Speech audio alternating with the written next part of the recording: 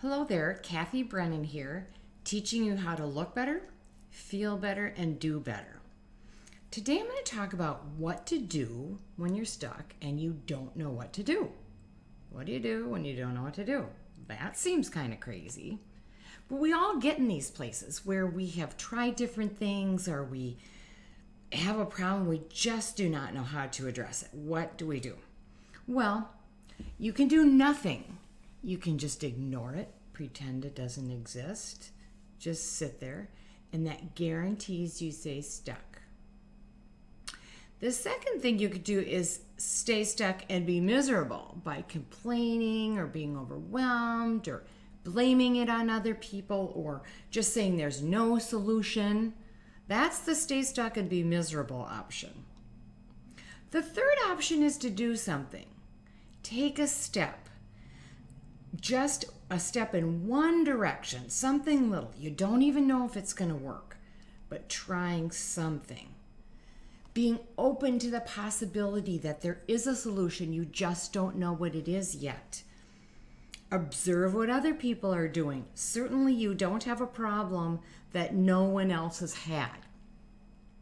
You can read a book, you can listen to a podcast, you can watch a YouTube video. I keep going back to those. All these resources free that we have on the internet to help solve our problems.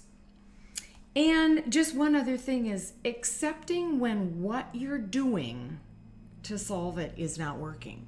Just accepting, okay, I've been acting the same way in this relationship for years and it's not changing anything, so just accepting that that's not working. So what are some of the steps you can take when you don't know what to do? Well, the first one is to ask questions. And of course, my favorite question is, so now what? So now what am I not seeing?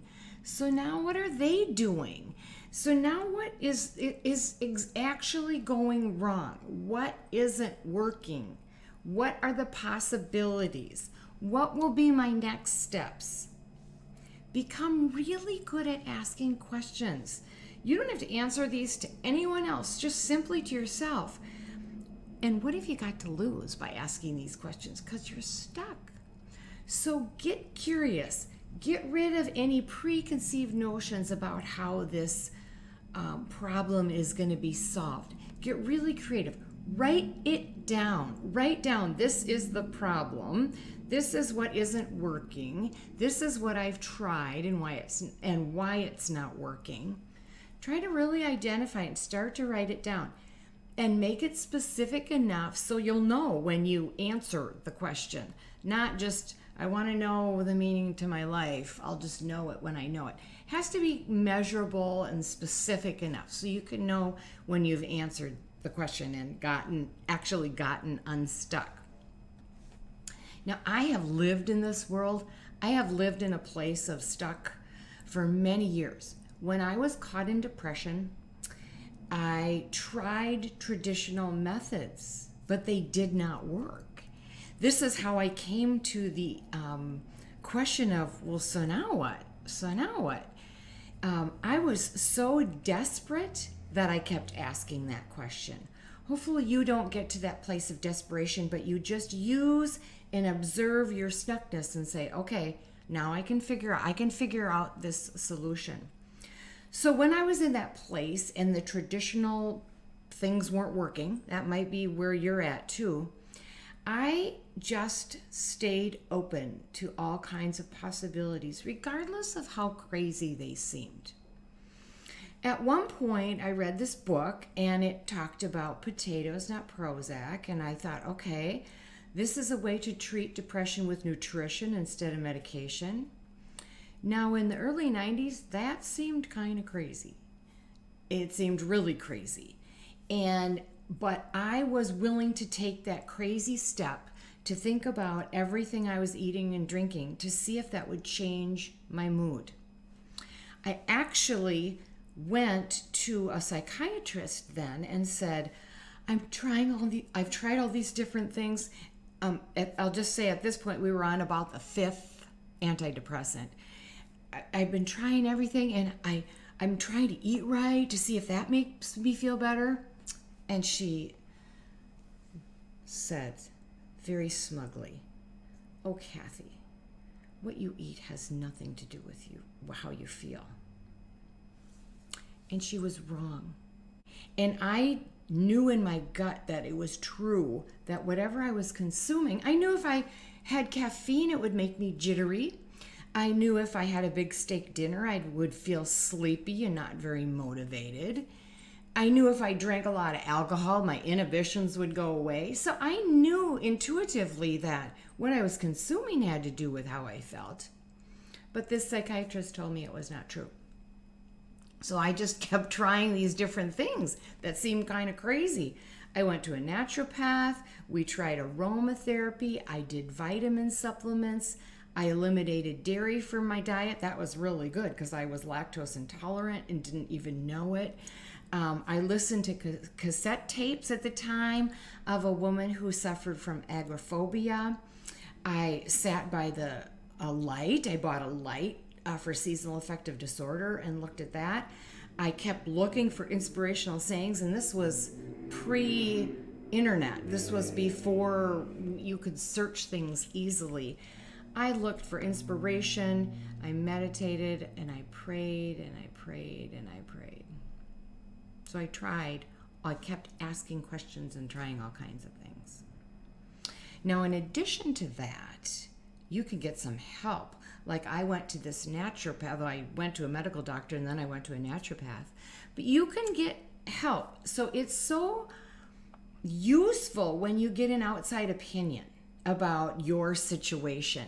Now, right now, there are all kinds of coaches out there, and it's just amazing. I've used lots of coaches, and they don't have anything vested in the problem, but they can give you this outside good opinion. You know, maybe you just have a friend who's very wise and who can offer you some input, someone who will be honest with you and tell you how he or she sees it, and listen to them. So throughout this process of depression, I ended up using coaches and using different experts to help me through the problem. Not the traditional ones, because the traditional ones didn't work. So this is where I got to the point of, okay, well, there are more experts than just the medical doctors, or there are more experts than just my one pastor, and there are more experts than the one psychologist, or actually several that I saw.